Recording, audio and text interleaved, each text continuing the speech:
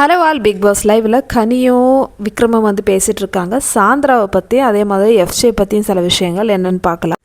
கனி சொல்கிறாங்க, இந்த வாரம் ஃபர்ஸ்ட் பெர்ஃபார்மர் வந்து நான் சாந்திராவை தான் வந்து சொல்ல போகிறேன். ஏன்னா வந்து அவங்க யார்கிட்டையும் வந்து மிங்கிலே ஆக மாட்டேன்றாங்கன்னு சொல்லிட்டு. விக்ரமும் அதே தான் சொல்கிறாங்க. நான் வந்து எஃப்ஜே நினச்சேன், நேற்று வந்து ரொம்ப கத்திட்டு இருந்தால, ஆனால் எஃப்ஜே விட எக்ஸ்ட்ரீமு ரொம்ப ஓவராக வந்து எல்லாருக்கிட்டேயும் வந்து ஆட்டிடியூட் காமிச்சிட்ருக்காங்க. அதனால சாந்திரா தான்.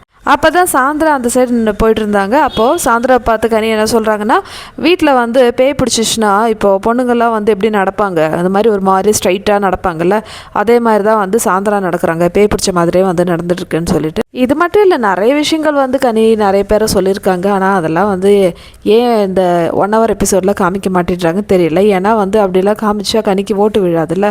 ஸோ உங்களுடைய ஃபேவரட்ஸுக்கு ஒரு அளவே இல்லையா, அந்த மாதிரி இருந்தது. அடுத்தது எஃப்ஜே வந்து மடியில் படுத்துட்ருக்கு, கனி மடியில். ஸோ எஃப்ஜே கிட்ட வந்து சொல்லி புரிய வைக்கிறாங்களா, ஏன் எஃப்ஜே கத்துறேன்னு. எஃப்ஜே சொல்கிறான், நீ வந்து எப்போவுமே என்ன தான் சொல்லிட்டு இருப்பேன்னு சொல்லிட்டு கனியும் விக்ரமின்னு சொல்கிறாங்க.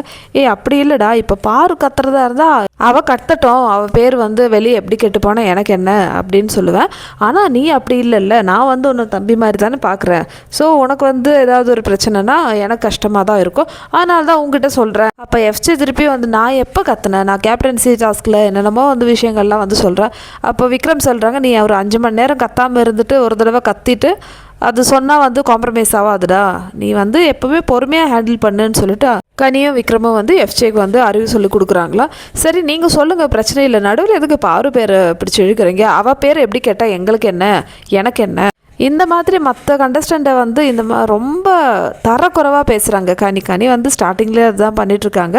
ஸோ சாந்திரா கூட இப்போ சொன்னாங்களே, பேய் பிடிச்ச மாதிரி நடந்துட்டுருக்கு. கனி, உங்களுக்கு தைரியம் இருந்தால் நீங்கள் பேசுகிறது யாரை குறை சொல்கிறீங்களோ அவங்க முன்னாடியே வந்து அவங்க மூஞ்சிக்கு நேராக வந்து சொல்லுங்கள். பாரு, நீ எப்படி கத்துனா எனக்கு என்ன, உன் பேர் கேட்டால் எனக்கு பிரச்சனை இல்லை அப்படின்னு சொல்ல வேண்டியது.